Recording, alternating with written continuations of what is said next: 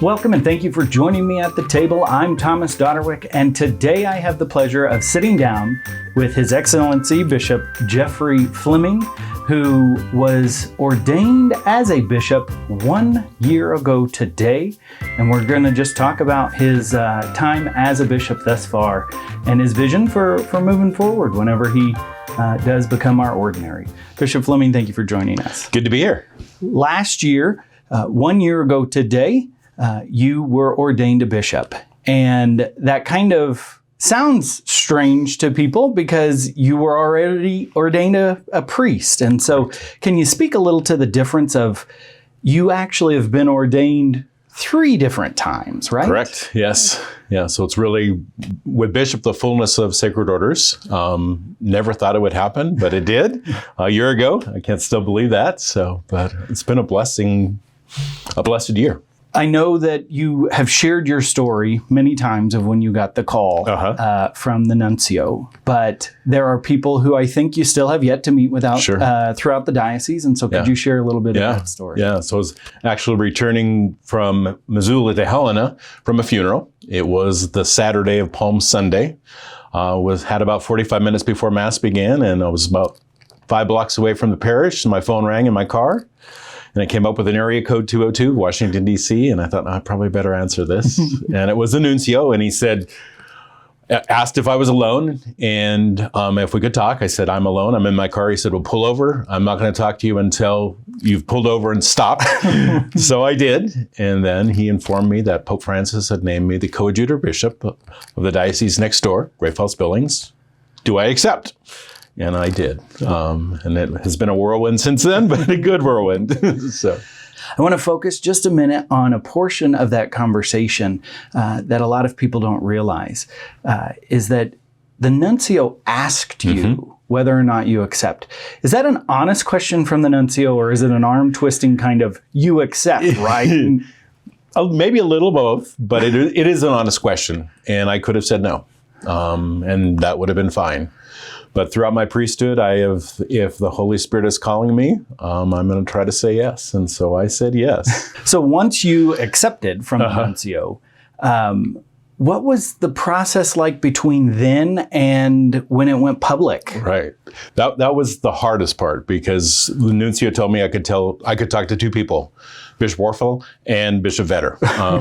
My bishop then and bishop here. And so I tried calling them both before Mass started for Palm Sunday that evening, and got a hold of both of them eventually and had a brief conversation, but then immediately had to go into liturgy Palm Sunday. I'm not quite sure how I made it through that liturgy, but I did.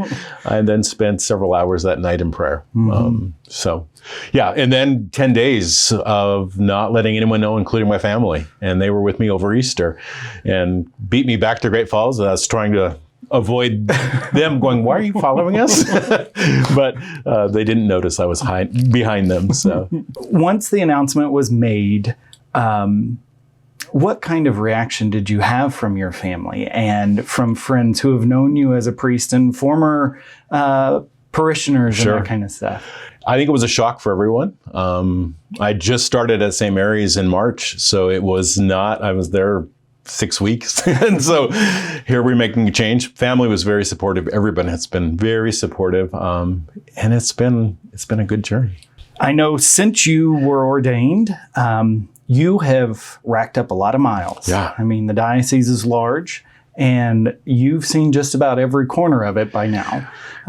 Let's talk a little bit about the ministry you've done in the last year. Right. What kind of things has Bishop Warfel tasked you with? Yeah. The biggest thing was to get to know the diocese, to get out. Help to do that a little bit more organized than it happened until we hit confirmation, and then it was very organized and got me to the very corners of the diocese. So meeting with all the councils, meeting with all of our consultative groups, all of our bodies has been part of the journey. Getting to know the priests has been a wonderful part of the journey, as well as the deacons and our lay faithful in our parishes and on our pastoral teams and the pastoral team here in the Chancery. So that's been the main thing. Confirmation was a big thing once we hit Easter, 23 confirmations across the diocese, about 8,300 miles in those weeks. But what a blessing. About 350 people confirmed. Wow. So it's been a blessing. That's excellent.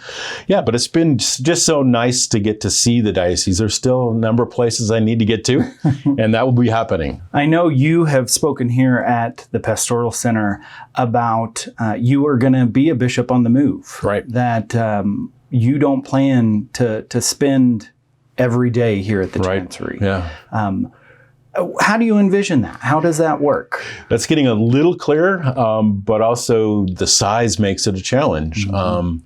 But hopefully a couple weeks doing office work here, getting those things done, but then a couple weeks each month in our parishes. As we prepare to make this transition to you being the local ordinary, what kind of vision are you bringing now? Right. This has been a blessing, this time that you've had to spend under Bishop Warfel and help learn from him and have guidance from him.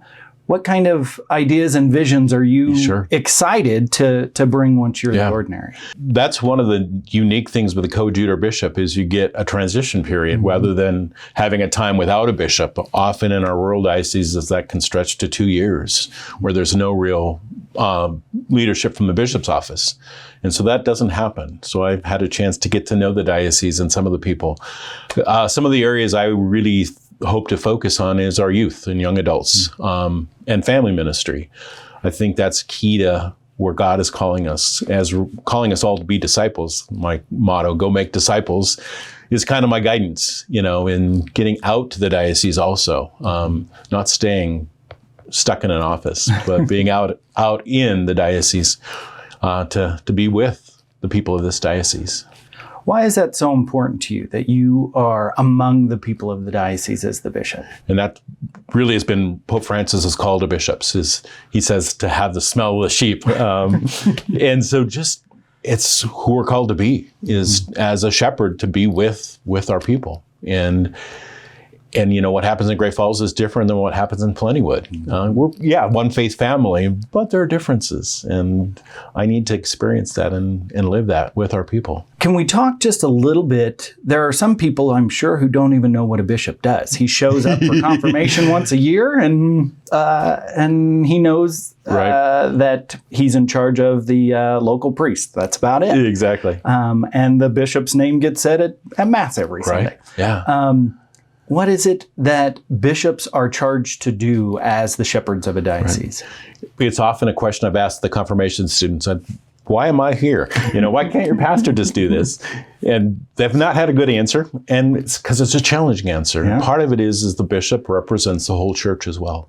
Reminds us of, as called to be a successor to the apostles, so that united church throughout the world. And that's one of the things I celebrate with the confirmation kids, is this is not just your celebration, not just your parish's celebration, but a celebration of the whole church, even if we don't see that. And that's why I'm there. So that's part of it, is just to remind us that we're part of a bigger picture, a bigger whole. And in addition to representing the whole church, you're charged with governance. Correct. And oversight. What kind of governance goes on in the operations of a diocese? I'm still learning that. There's a lot. Financial, pastoral, personnel, all those policies that a diocese needs to have to function and operate smoothly. And so kind of overseeing all of that doesn't mean I'm totally responsible for it all, but help to oversee and to help direct that ministry as well, to keep holy orders. Your approach, at least I have experienced it, really is a humble approach of you just happen to be the bishop. Right. You're interested in consulting with other groups and other priests and other people. And I know you've sat down and met with a number of groups within the diocese. And I think that's key. I kind of know Eastern Montana, being I grew up on Belt outside of Great Falls here, but I've also been out of this diocese for 35 years. So to get to know who the people are and let them get to know me, because we are in this together. That's really how I do see it, is we're in this together. I kind of like the team approach and that notion that we're a team together, working together for a common goal. And bringing Christ to the world is that goal. Sitting here 1 year later, how would you describe the last year and has it really sunk in that you are a successor to the apostles? You just said it. Yeah. You're a successor to the apostles. Has that sunk into you? That hasn't, but every once in a while I get reminders of that. Was just unpacking today and came across a little plaque I have of the 12 apostles. And that hit me this morning when I unpacked that. But just also with meeting with the USCCB, the United States Conference of Catholic Bishops, remembering that I'm part of this and part of a bigger picture. It is humbling. It's awesome. It's a little scary. But that's what God has called us to do. And I don't have to have all the answers because God's with us and we're working together. Bishop Fleming, I know that it has been an honor to work with you, and I know there are people throughout the diocese who are just thrilled and looking forward to your time as our ordinary, and I thank you for taking time today to sit down and talk about the last year of your episcopate. And thank you. It's certainly been a blessed year.